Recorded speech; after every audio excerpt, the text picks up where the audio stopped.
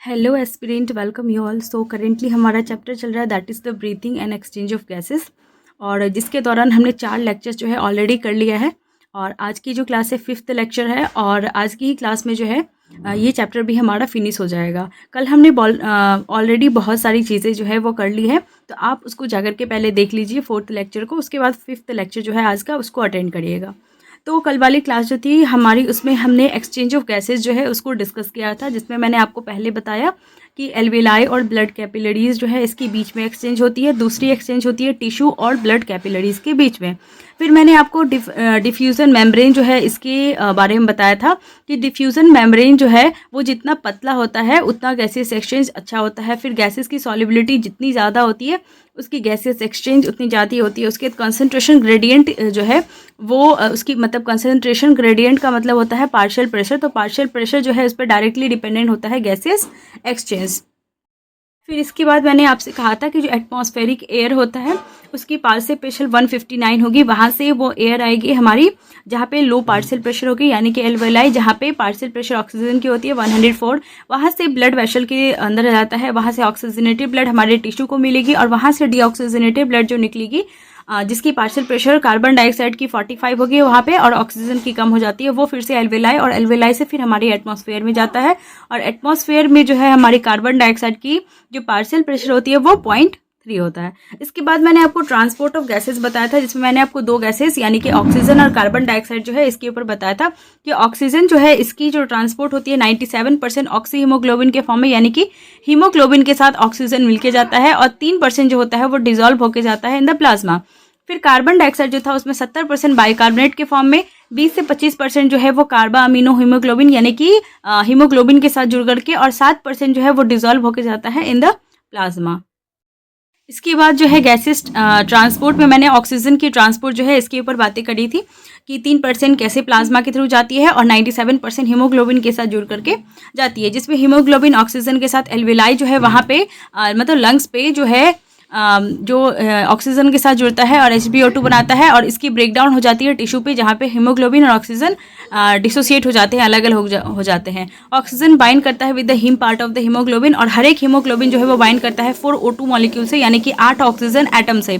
एक हीमोग्लोबिन जो है वो 4 Fe पॉजिटिव यानी कि आयरन जो है उसको कंटेन करता है। 100 ml ब्लड जो होता है उसमें 12 से 16 ग्राम अप्रॉक्सीमेटली 15 ग्राम जो होता है हीमोग्लोबिन नॉर्मल कंडीशन में प्रेजेंट होता है। 1 ग्राम हीमोग्लोबिन 1.34 ml ऑक्सीजन कैरी करता है, और 100 ml ब्लड में अप्रॉक्सीमेटली 20 ml होता है, और जिस 20 ml का जो है अप्रॉक्सीमेटली 5 ml जो है हमारे टिश्यू को ही मिलता है। लेकिन स्ट्रेनस एक्सरसाइज या फिर इमरजेंसी कंडीशन में क्या होती है कि हमारे जो टिश्यू होती है उसको 15 ml तक भी जो है ऑक्सीजनेटेड ब्लड जो है इसकी सप्लाई हो सकती है। फिर मैंने ट्रांसपोर्ट ऑफ CO2 बताया था, जिसमें टिश्यू से ऑक्सीजनेटेड ब्लड जो होती है वहाँ पे उसकी कंसंट्रेशन हो जाती है, दैट इज ऑक्सीजन की होती है 40, और कार्बन डाइऑक्साइड जो है उसकी हो जाती है 45। फिर मैंने आपको बताया था वही 7%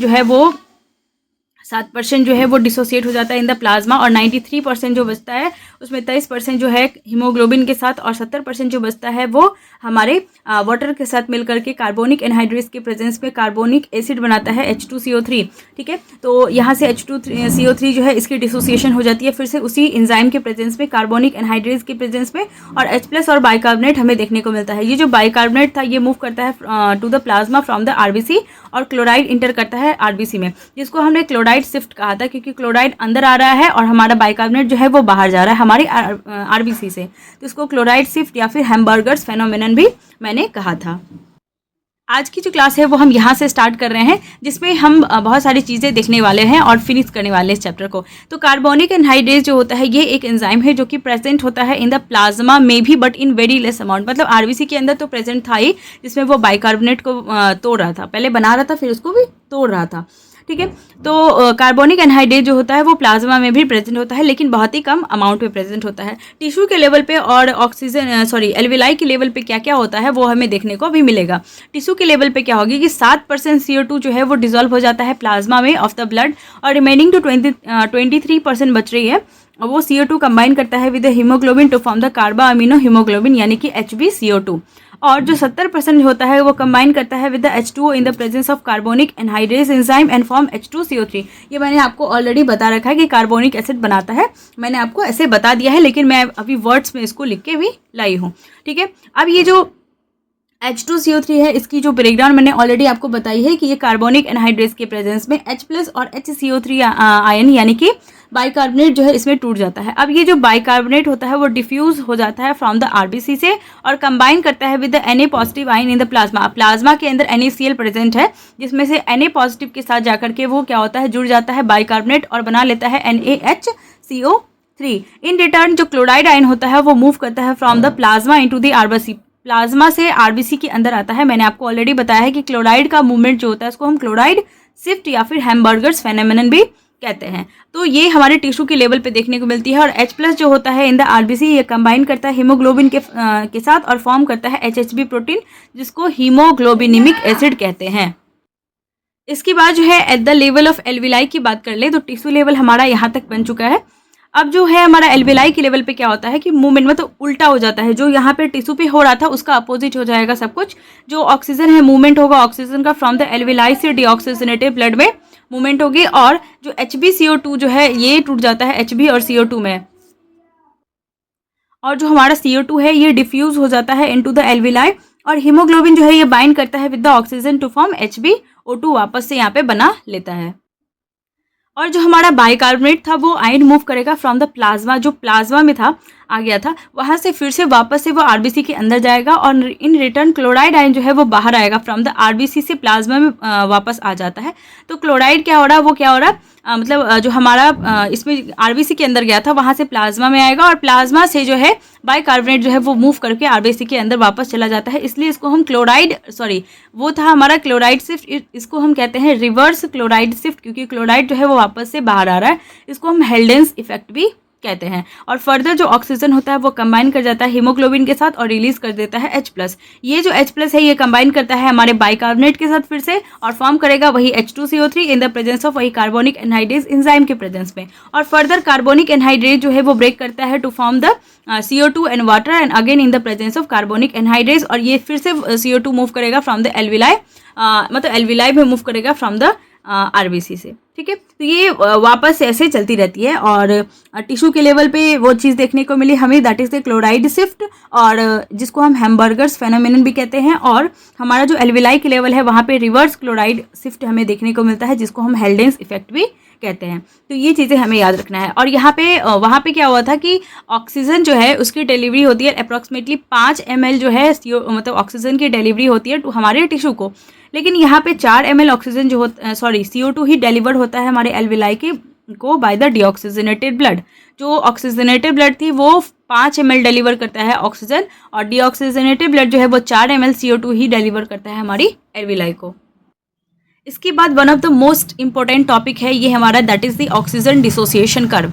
इस ऑक्सीजन डिसोसिएशन कर्व में क्या होता है कि हमारे जो हॉरिजॉन्टल वाली लाइन है ये दिखाते हैं हमारे partial pressure of oxygen, oxygen की जो पार्शियल प्रेशर होती है उसको दिखाती है, और ऊपर जो है हमारा दिखाता है that is the percentage saturation यानी कि binding of the oxygen with haemoglobin. Haemoglobin के साथ ऑक्सीजन की बाइंडिंग को दिखाती है, दैट इज हमारी वर्टिकल लाइन, और हॉरिजॉन्टल लाइन दिखाती है partial pressure of the oxygen. इसकी कर्व बनती है सिग्मॉइड कर्व, जिसमें राइट और लेफ्ट शिफ्ट हमें देखने को मिलता है। जो हमारा राइट शिफ्ट होता है वो कौन कौन से कंडीशन में देखने को मिलता है, जो हमारा राइट शिफ्ट या राइट कर्व होता है इसमें क्या होता है, लेट बाइंडिंग होगा हीमोग्लोबिन का ऑक्सीजन के साथ। लेकिन अगर हमारा लेफ्ट शिफ्ट है तो लेफ्ट शिफ्ट में क्या होता है कि अर्ली बाइंडिंग, बहुत तेजी से बाइंडिंग हो जाती है हमारे ऑक्सीजन के साथ। जो पार्शियल प्रेशर होता है कार्बन डाइऑक्साइड का वो ज़्यादा होता है राइट शिफ्ट के केस में, और ऑक्सीजन का कम होता है। वही उल्टा होता है लेफ्ट कर्व या फिर शिफ्ट में। यहाँ पे पार्शियल प्रेशर ऑक्सीजन का अगर ज़्यादा होगा तो ये लेफ्ट कर्व होगा, लेफ्ट शिफ्ट होगा, और कार्बन डाइऑक्साइड का यहाँ पे कम होता है। यहाँ पे H+ बढ़ा रहेगा, इसकी वजह से pH कम रहेगा और टेम्परेचर ज़्यादा रहेगा। यहाँ पे हर चीज़ें बड़ी बड़ी रहेगी, यानी कि कार्बन डाइऑक्साइड के कंपेयर में अगर हम देखें तो।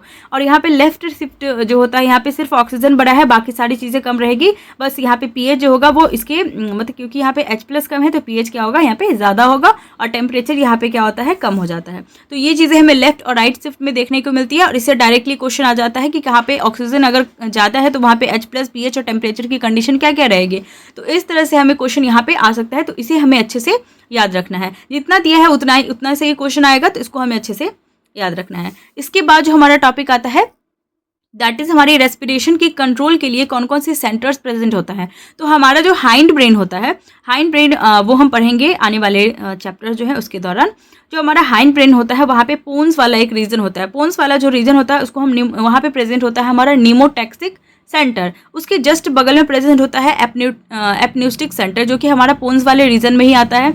उसके बाद जो है हमारा मेड्यूला ऑब्लंगटा वो रीजन होता है, और ये हमारा सेरेबेलम वाला पार्ट है, ये पोन्स है, और यहाँ पे मेड्यूला प्रेजेंट होता है। तो जो हमारा मेड्यूला ऑब्लंगटा होता है इसको हम रेस्पिरेटरी रिदम सेंटर कहते हैं। यहाँ पे रेस्पिरेटरी रिदम सेंटर प्रेजेंट होता है।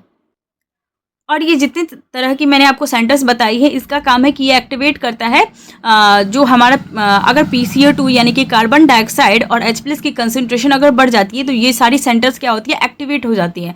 जो नीमोटैक्सिक सेंटर मैंने आपको बताया है पोन्स वाले रीजन में, इसका काम है कि इंस्पिरेशन की जो ड्यूरेशन है उसको क्या कर देता है, ये कम कर देता है। और पार्शियल प्रेशर ऑक्सीजन का कोई रोल नहीं होता है रेगुलेशन में, तो इसको हमें याद रखना है। यहाँ से क्वेश्चन आया हुआ है, आ भी सकता है कि ऑक्सीजन जो होता है इसकी पार्शियल प्रेशर का कोई रोल नहीं होता है इन द रेस्पिरेशन की रेगुलेशन में। इसके बाद हम देख लेते हैं हमारी रेस्पिरेटरी रिदम सेंटर को। ये हमारा मेन रिदम मतलब सेंटर होता है फॉर द रेस्पिरेशन के लिए। तो इसे हमें याद रखना है कि जो हमारा मेड्यूला ऑब्लंगटा में प्रेजेंट होता है रेस्पिरेटरी रिदम सेंटर, ये मेन सेंटर होता है for the regulation of the respiration. और जब PCO2 बढ़ा हुआ है, कंसंट्रेशन ऑफ H+ बढ़ा हुआ है, तो ये कीमो सेंसिटिव एरिया एक्टिवेट होता है। जो रिसेप्टर होता है हमारा आर्च ऑफ आर्टा और कैरोटिड आर्टरी की, वो रिसेप्टर एक्टिवेट हो जाते हैं। और जो निमोटैक्सिक और एपन्यूस्टिक सेंटर होता है हमारा पोन्स में, वो सब भी एक्टिवेट हो जाता है। और ये सब सिग्नल भेजता है हमारे RRC को, यानी कि रेस्पिरेटरी रिदम सेंटर जो है हमारा मेड्यूला, वहाँ पे ये सब जाके सिग्नल भेजता है। और ये सब क्या यहाँ पे जैसे ही सिग्नल आएगा तो ये डिक्रीज कर देगा ड्यूरेशन ऑफ द इंस्पिरेशन की जो ड्यूरेशन होती है उसको क्या कर देता है, ये कम कर देता है RRC। इसलिए इसको हम मेन सेंटर कहते हैं, क्योंकि सारी जो इस तरह की जो एक्टिवेशन का काम है वो यही करता है। तो यहाँ तक सारे इन्फॉर्मेशन को लाता है ये सारे सेंटर्स, ठीक है। अब जो है हमारा लास्ट टॉपिक बचा है दैट इज़ द डिसऑर्डर, और इसके बाद ये चैप्टर फिनिश हो जाएगा। तो डिसऑर्डर जो है हमें हर एक चैप्टर का याद रखना है। जितने भी ह्यूमन फिजियोलॉजी के अंदर जितने चैप्टर्स हैं उससे क्वेश्चन आता ही आता है। तो पहला यहाँ पे डिजीज़ या डिसऑर्डर दे रखा है that is the asthma. Asthma या जिसको हम अस्थमा भी कह सकते हैं। तो अस्थमा या एज़मा जो होता है ये एक तरह का एलर्जिक डिजीज़ है, एलर्जी कॉज करता है, जो इसमें इन्फ्लामेशन यानी कि इन्फ्लामेशन का मतलब होता है रेडनेस और स्वेलिंग, बेसिकली जहाँ पे रेड हो जाता है, और क्या होता है मतलब थोड़ा सा वार्म वो एरिया हो जाता है, रेडिश हो जाता है, जहाँ से लगेगा कि ब्लीडिंग होना स्टार्ट हो जाता है। मतलब ब्लीडिंग होता नहीं है, मतलब स्टार्ट जैसे लगेगा कि स्टार्ट हो जाएगा वहाँ से। तो एलर्जिक डिजीज़ होती है, इन्फ्लामेशन हो जाती है, फुल जाती है वो जगह। और ब्रोंकाई और ब्रोंकियोस की मेनली यहाँ पे इन्फ्लामेशन देखने को मिलती है। तो इससे क्वेश्चन आया हुआ है, आ सकता है, इससे तो बार बार क्वेश्चन आया हुआ है एज़मा से। तो एज़मा एक एलर्जिक डिजीज़ है, इन्फ्लामेशन हो जाती है यहाँ पे। ब्रोंकाई और ब्रोंकियोस जो मैंने आपको बताया है उसकी जो है यहाँ पे इन्फ्लामेशन होती है, जिससे डिफ़िकल्टी होती है ब्रीदिंग में, क्योंकि यहाँ पे क्या होगा ब्रोंकाई ब्रोंकियल्स ये सब इन्वॉल्व रहती है, हमारी जो ब्रीदिंग की प्रोसेस है उसमें इन्वॉल्व रहती है। तो उससे ब्रीदिंग में क्या होती है, डिफ़िकल्टी होने लगती है। दूसरा हमारा मोस्ट इंपॉर्टेंट डिसऑर्डर है that is the emphysema. Emphysema एक तरह का क्रोनिक डिसऑर्डर है जिसमें कि एल्विलाई की जो वॉल होती है वो डैमेज हो जाती है, ड्यू टू विच जो हमारा रेस्पिरेटरी सरफेस होता है वो डिक्रीज हो जाता है। जो एल्विलाई की वॉल होती है, मैंने आपको बताया था एल्विलाई के बारे में, तो एल्विलाई का वॉल क्या होता है यहाँ पे डैमेज हो जाता है। अगर डैमेज हो जाएगा तो उससे क्या होगा, रेस्पिरेटरी सरफेस क्या हो जाएगी, वो कम हो जाएगी। और ये मेनली होता है बाय द सिगरेट स्मोकिंग। जो स्मोकिंग करने वाले पर्सन होते हैं उनको ये बेसिकली हो सकता है एम्फाइसेमा, और इसमें इन्फ्लामेशन हो जाती है वही एल्विलाई की। उसके बाद आता है हमारा third disorder that is the occupational respiratory disease, जिसमें ऑक्यूपेशन से रिलेटेड डिजीज़ होती है, जैसे कि सिलिकोसिस या फिर फाइब्रोसिस। तो जो लोग यहाँ पे जो सीमेंट वाले एरिया में रहते हैं जहाँ पे वर्किंग चलती है, वहाँ पे जो सीमेंट वगैरह होता है उससे ये ऑक्यूपेशनल रेस्पिरेटरी डिजीज़ वगैरह हो सकती है उनको। तो वहाँ पे लोग मास्क वगैरह लगा के वहाँ पे काम करते हैं। तो ये इतने डिजीज़ जो है हमारे NCERT में दे रखा है, जो कि हमें अच्छे से याद रखना है। इसके बाहर जो है वो आया नहीं है, और पहले आता था अभी आया नहीं है। इससे डिजीज़ तो हमें जितने डिसऑर्डर NCERT में दे रखे हैं उसको हमें अच्छे से याद रखना है। और यही तीनों डिसऑर्डर हमारे एनसीईआरटी में दे रखा है। तो ये थी हमारी पूरी की पूरी breathing and exchange of gases, जिसमें 5 लेक्चर में हमने ऑलरेडी इसको कल इसको हमने कर लिया है। आज 5th लेक्चर था हमारा ये, और ये चैप्टर हमारा फिनिश हो चुका है। आप इसको जा कर के देख सकते हैं और पूरे लेक्चर को आप देख लीजिए अच्छे से। और सारे हैंड रिटन नोट्स के लिए आपको इंस्टाग्राम, टेलीग्राम कहीं पे भी जुड़ जाइए, आपको मिल जाएगा सारे हैंड रिटन नोट्स। और इसके बाद वाली जो लेक्चर है वो हमारी होगी that is the body fluids and circulation, और इसमें भी अच्छा खासा टाइम लगने वाला है। और बहुत इंपॉर्टेंट चैप्टर्स है ह्यूमन फिजियोलॉजी के सारे ही चैप्टर्स। तो तब तक के लिए stay tuned, stay healthy and thank you.